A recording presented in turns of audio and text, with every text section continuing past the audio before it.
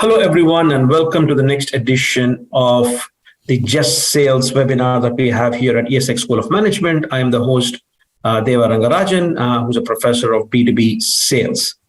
Today, I have the incredible honor and pleasure of having Mr. Koen De Witte, who is the managing director and founder of a company called LeadFabric, which is one of the leading players in Europe that is looking at how to incorporate marketing and sales technologies in business-to-business organizations. And of course, he would not be here if he just was selling these kind of technologies, but he also implements them and provides a lot of consulting and advice to those companies that truly want to take a look at transforming their marketing and sales organization as well. So, Koen, thank you so much for taking the time to talk to me and the audience as well. Huh?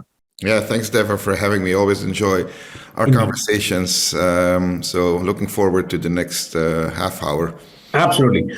Koen, I want to tell you about how you came into my radar, right? So essentially, I think it was around 2016 or 17, and people were talking about marketing automation, and people were talking about things like Marketo and HubSpot and stuff like that.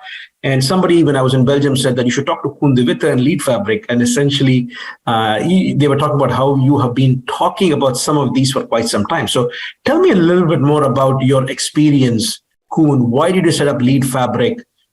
When did this idea about looking at the tech stack in the traditional B2B space come into your head? Tell me a little bit more about that. Yeah. Are you ready for going back in time much more further than you think I am?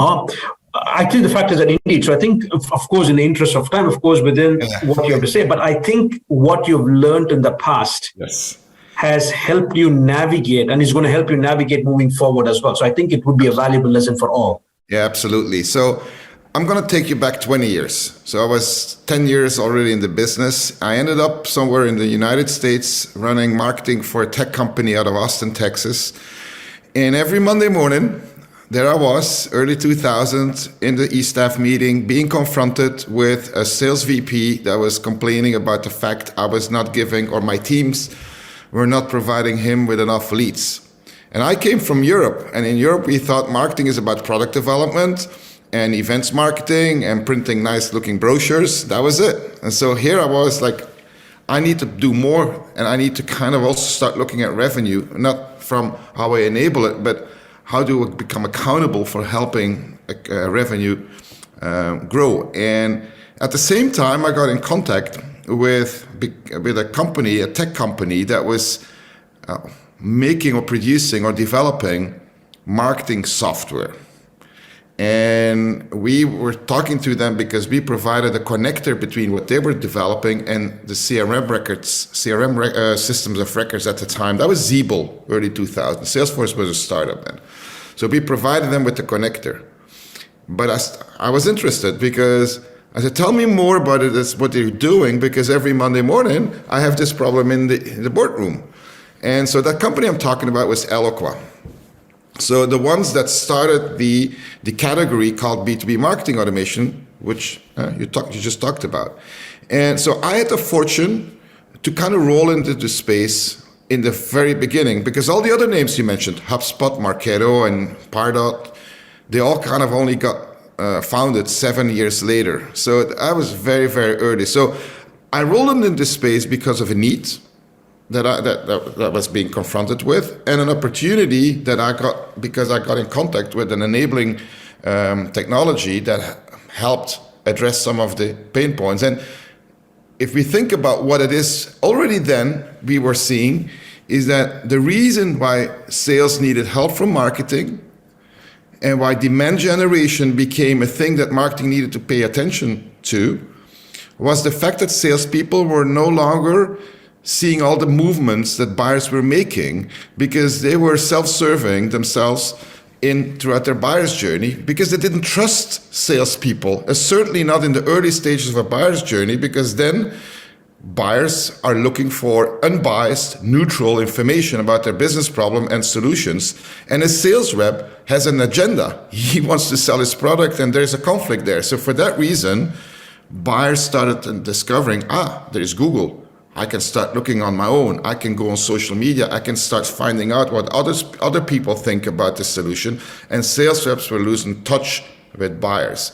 So we started getting confronted with these type of new challenges, and that is where it all started for me. Then a couple of years later, when I came back to Europe, I started my own company, started representing Eloqua, who wasn't present in Europe, and we grew the business from there.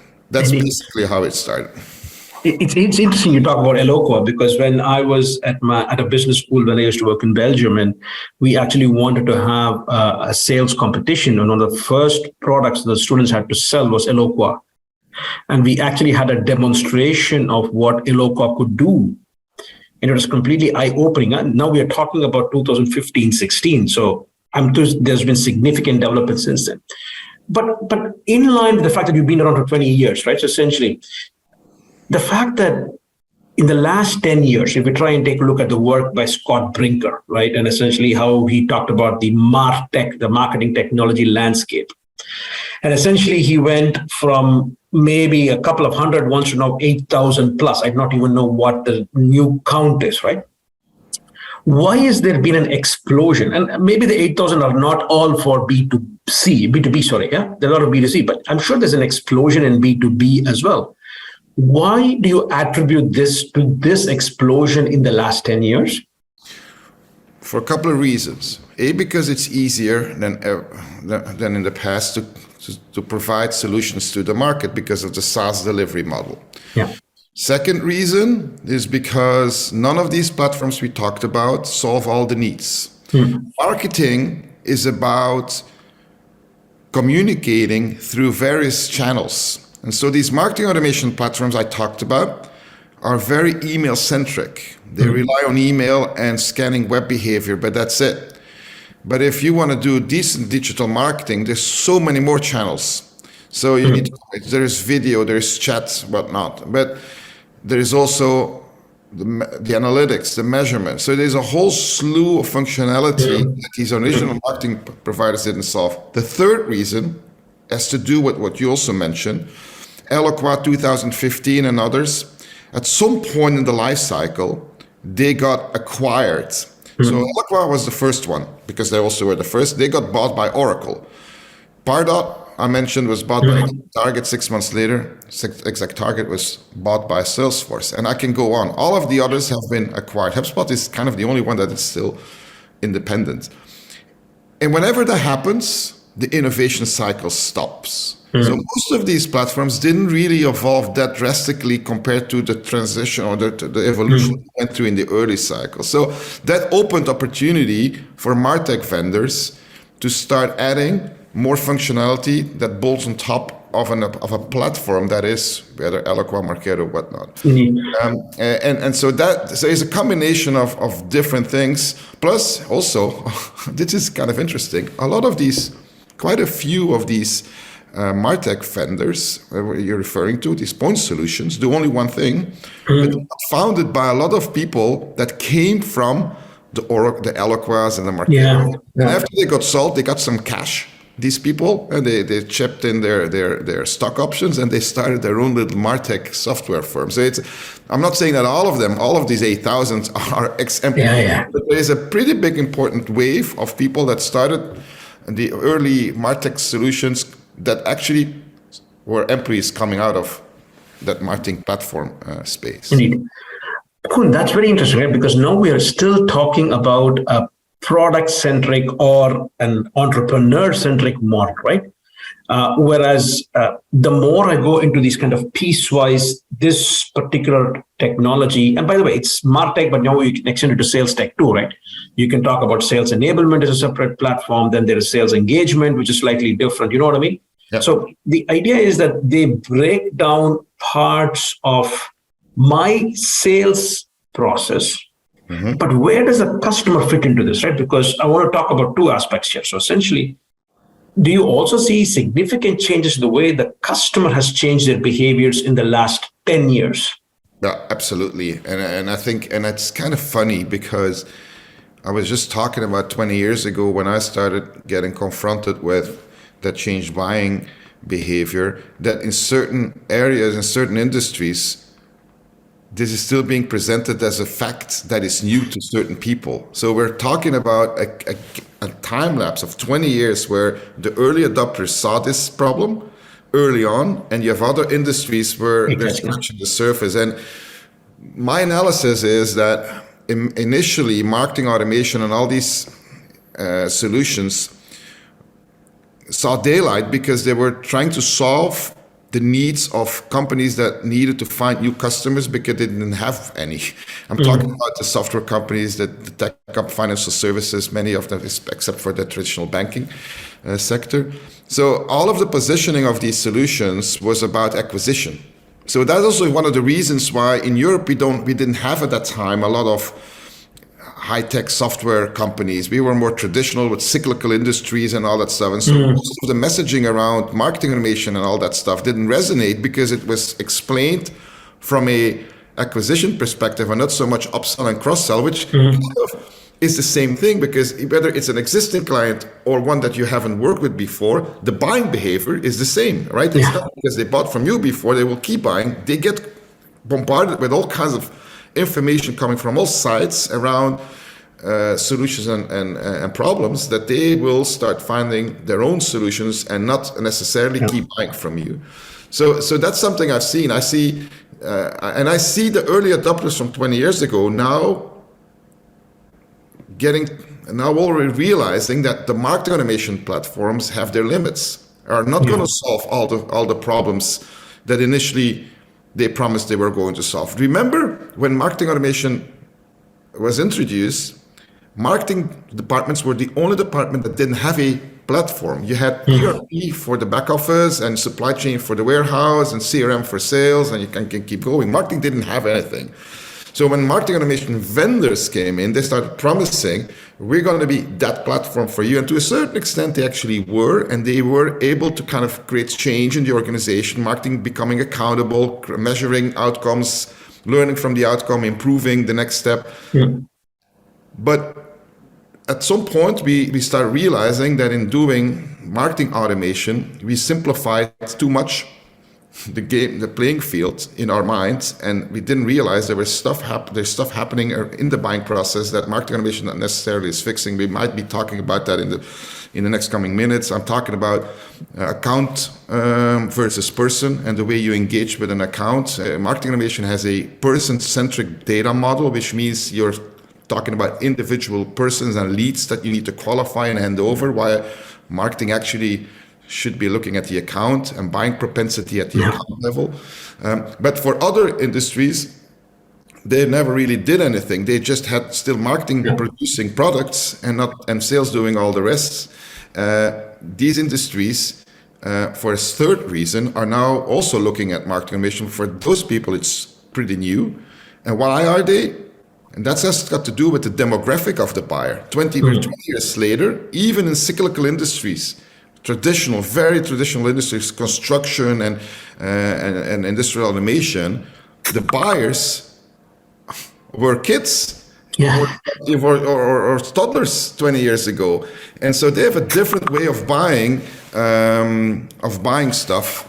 And therefore also, we need to enable from a marketing perspective that buying process. Fantastic. You mentioned something, Koen, that I think is very interesting. And this is not just what you said right now, but when I've seen you present as well, you talked about the buying propensity, right?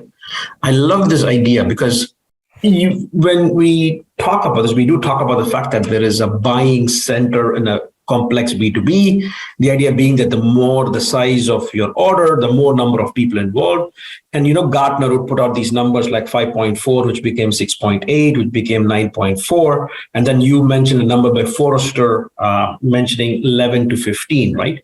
But then your marketing automation is still based on personalized marketing, whereas a decision sometimes might not be necessarily made. Tell me a little bit more about what is happening in that space now, because that is an evolution in the customer, right? The customer now suddenly says more number of people involved. And how has Martech, and now I'm not restricting it to marketing automation, but how is Martech or tech helping organizations deal with this idea of a buying propensity or organization-wide account-based approaches? Yeah, we're actually at a very interesting moment on the life cycle of Martech right now, because I just mentioned that marketing automation, it's promised to be this one-size-fits-all solution for the marketing department. We start realizing that that dream will never be fulfilled. I'm not saying marketing automation it didn't deliver on any of its promises, it did, but we now start realizing we need more. And why is that? Because of what we just discussed, the fact we have understood that the buying process is more complex and is becoming more complex. I'm excluding the transactional products, because at the end of the day, Absolutely, yeah. that's going to be going to e-commerce even without any human intervention anymore. So I'm talking about the more complex solutions and problem sets in the B2B industry. More and more stakeholders are involved because the solution becomes more and more complex and needs to respond to more and more requirements. I'm going to give you one example. I'm working for a client that is creating conference room solutions like speakers and headsets and all that stuff. You would think that buying a headset for a company is a pretty transactional deal where procurement does most of the buying. Well, in my dealings with that company, I learned that, for example, and they told me that 4 years ago, the persona called the chief security officer was not on their radar screen, nothing to do with headsets. And now he is. And why? Because of security, because of Bluetooth being not secure, and because so that's a good example of the buying process, because of compliance reasons and regulations and all kinds of other requirements is becoming more complex, because more people need to have their say, and whatever is bought needs to comply and correspond with requirements outside of the pure core functional requirements you were going after of your problem. So the buying process has become much more complex because of that. And so if now you realize there are all these stakeholders in the buying process, which by the way, we've always known that buying in B2B was done by groups of people and not one person. So if the problem is, and that's the problem many companies are trying to solve, if they feel if sales is saying, marketing, you're not giving me the right leads, then the definition there, it's flawed from the beginning, because what is a lead? Is it that one person out of the buying committee that has filled out a form and did some stuff that you wanted them to do, i.e. click on an email or two or go to a page or two, while you know there are like 6 other members of the buying committee you know nothing about, you have no clue who they are, and you also don't know whether they are responding to any of your tactics from a marketing perspective. You don't know as a marketer who those 5 people are, what they're doing, and you claim success based on the fact you found one individual. Then we have found over all these years that the chance that one individual that you hand over to sales has a chance of less than 1% to become part of an opportunity that because you're just omitting the fact that it's more complex. So marketing needs to start understanding, I don't need only to engage and score the engagement with that one individual. I need to figure out who the other individuals are. I need to engage with them individually based on their personal needs from the domain they're representing, like the security officer or the HR person, because the HR person is another one with headsets, right? Burnouts, working from home, bad headset, people getting...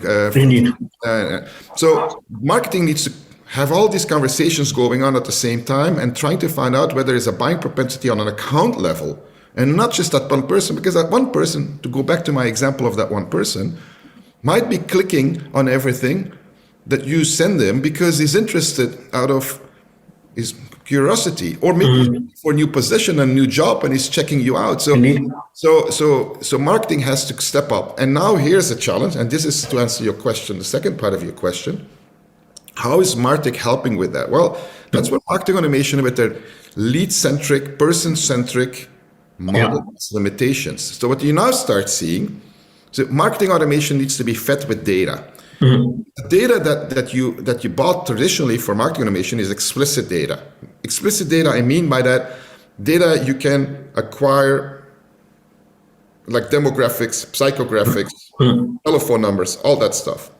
Implicit data is the complement of explicit data. And implicit data is the data you can capture without the other side necessarily telling you anything, but it's by its behavior that you can find out what he's interested in. Is he coming to your website? Is he not coming to your website? If he goes to your website, what is he doing? The problem with marketing automation is that it only scans and measures implicit data on your own domains, your own first-party data.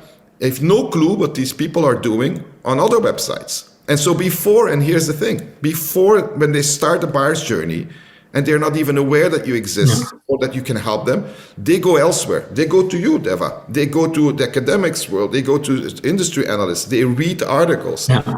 So what you now start seeing is that there are solutions out there that in a certain way, and I can explain if, and I don't know, whenever you're interested, to kind of capture that intent.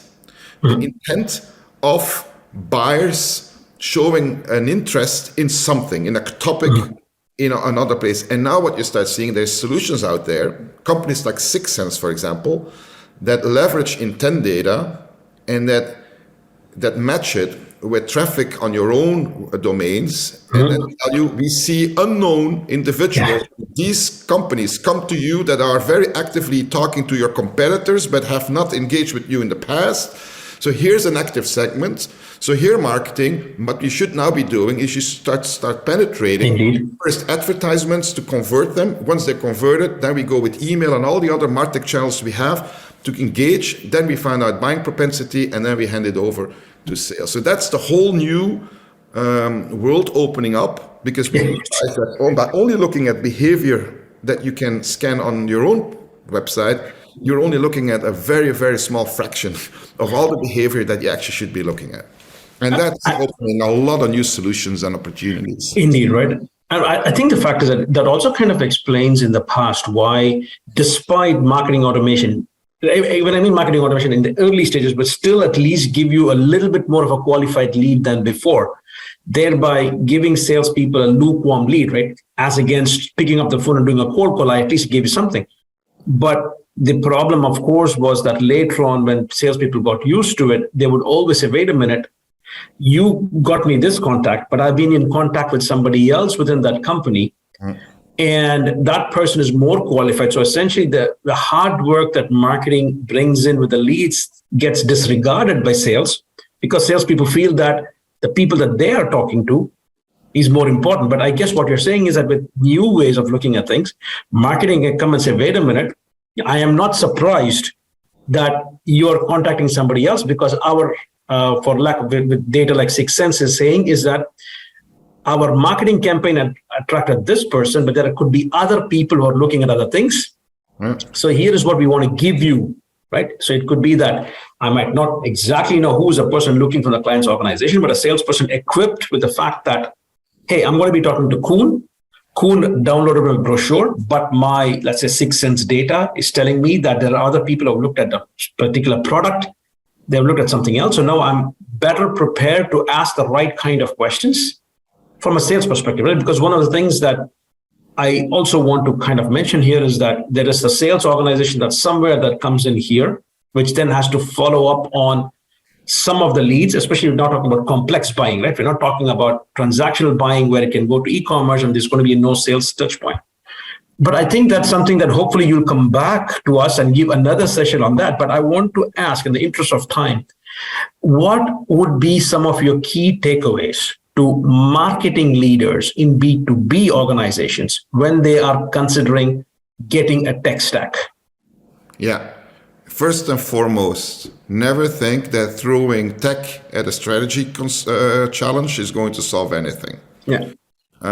It's about, first and foremost, finding out what your challenges are and understanding your go-to-market. And there is a whole movement right now happening where a lot of the practitioners and integrators and companies like mine are starting to realize that the starting point of marketing and sales, of course, is go-to-market. And in many companies, go-to-market is a static function sitting somewhere high in the ivory tower, reporting to senior management, but what they do doesn't translate to the field. What is the ICP, the ideal customer profile? What are the journeys they're going through?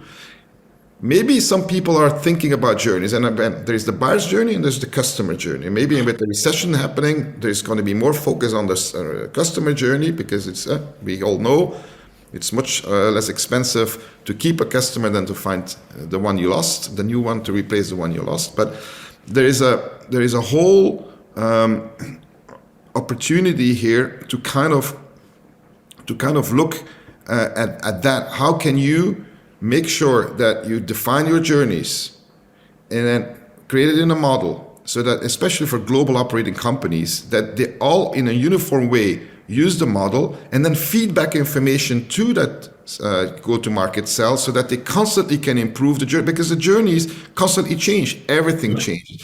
So fixing that and looking at that, and you don't have to overdo it, but looking at, do I really have a good idea about my ideal customer profile? Do I understand the journeys they go through? Do I understand the buying processes? Is it individuals or is it group of people? That's number one. Second one is, what is the culture that we have in our organization around following process? Do we allow people, because of prior success they had, to kind of keep going and doing whatever they did? Or do we try to create a culture where we set goals and we start following certain processes so that we can scale them? Because one of the things that you probably have seen several times from a sales perspective is that in sales organizations, you see often a handful of people that have been around for a long time, and they're really successful at what they do, but they completely ignore any rule. So CRM is not being filled out and all that stuff. So they might be creating short-term success for your organization, but you're hiring more people because you want to grow, and these new people, for one reason or another, are not successful, and they're holding you back. And the reason is because the successful people are not following any processes, are not delivering data back in a consistent manner. And so culture is super important here. Process, setting goal, defining process and making sure people follow it is super critical for these solutions to work and add value. If not, they might at best create some tactical improvements and improve maybe a conversion rate somewhere in a funnel with whatever, a couple of percentages, but that's all. So the real change is marketing and sales need to work together, and in order to make that happen, they need to make agreements. But once you set agreements, you need to also make sure that you follow them so that you can improve them. Because in the beginning, when you're going to set, this is a lead or this is an account we're going after, and sales and marketing define this is indeed what we want to do, but then you start executing, and marketing, like you were saying, starts cherry-picking the leads. No, sales start cherry-picking the opportunities and leads they get because they have another idea what it should be. Marketing, by definition, is then spending time unnecessarily for certain opportunities and leads for nothing, because if sales don't follow up, you might as well not even make the effort to go after these opportunities. So we all understand we need to go after the opportunity, because there's a reason that marketing is going after them, because they know there is an intent there and there is an opportunity. Fixing that is not stopping marketing to do this type of hunting. It's making sure that sales aligns with marketing and then does something with that information they're getting. So it's culture. And then you can start applying gradually technology to scale it and to help you get the unknowns discovered and the intent. But throwing just a piece of technology at something and then saying, well, let's the technology dictate how we need to change, I've never seen that work. It's first thinking about the process and then technology. And I'm also not saying you should overthink it. There is methodologies, agile, for example, that allows you to kind of progress in the development of your ICP and your personas and journeys and refine it and start with an MVP. And so once you have defined the MVP, the minimum viable product version of your to go to market, then you can start bringing in technology, and then you weave fabric where you improve and the organizational side of things and the targeting with your processes on the one hand, and you bring in technology at the same time to scale your operations. I know that's a long-winded answer, but No. Thank you, Koen, for that. You successfully proved again that marketing is as much has enough space for the creative people as it is for the process-driven people. And I think you need both together as well. I wanted to thank you again for taking the time, and hopefully you'll come back once again and give us more insights into this idea of how buying propensity and companies like 6 Sense are contributing to company personas, even to that extent, and actually helping organizations as well. So thank you all for tuning in, and thank you once again, Koen, for tuning in as well. Thank you. Thanks. Bye. Bye.